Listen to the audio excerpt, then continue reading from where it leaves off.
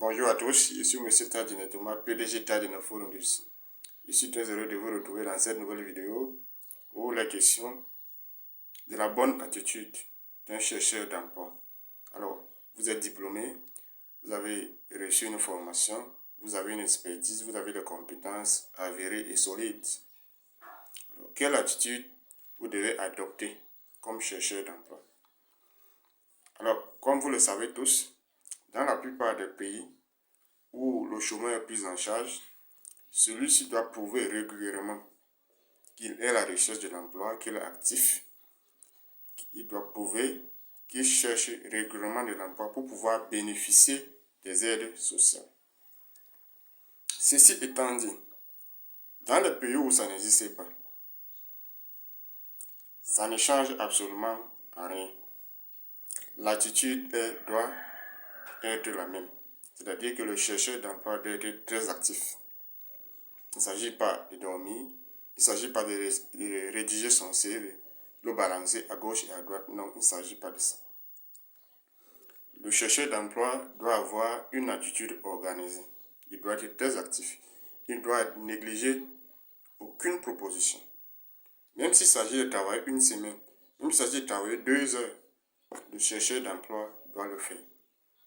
Parce que c'est très important de développer son réseau relationnel au niveau professionnel. C'est très très important, le relationnel. Donc même s'il s'agit d'un travail de 2 heures, allez le faire.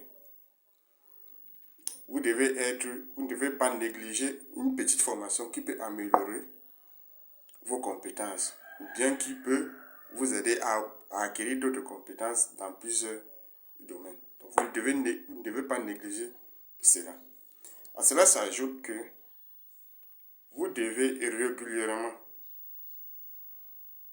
exploiter plusieurs candidatures. Par exemple, la candidature spontanée. Proposez vos compétences aux entreprises. Proposez votre expertise aux entreprises. Ça s'appelle candidature spontanée. Donc, l'entreprise n'a pas lancé un recrutement, mais vous le faites quand même.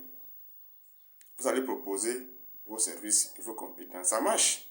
Dans un pays comme la France, beaucoup de chiffres tournent autour de 25 à 30% de candidatures spontanées qui sont retenues régulièrement. Donc, ça prouve que ça marche. Cela s'ajoute des candidatures par recommandation. Et là, vous voyez l'importance du relationnel. On a les candidatures directes lors d'un recrutement lancé par les entreprises. Vous devez exploiter tout cela. Et la candidature simplifiée. C'est-à-dire que vous n'avez pas besoin de toute une complexité ou de toute une démarche ou de tout un encadrement autour de votre candidature. Vous proposez simplement. Ça montre que vous avez de la volonté, vous voulez faire quelque chose. Il y a la candidature interne et là, c'est réservé à ceux qui travaillent déjà dans une structure bien donnée. Donc, ce sont là des candidatures que vous devez exploiter.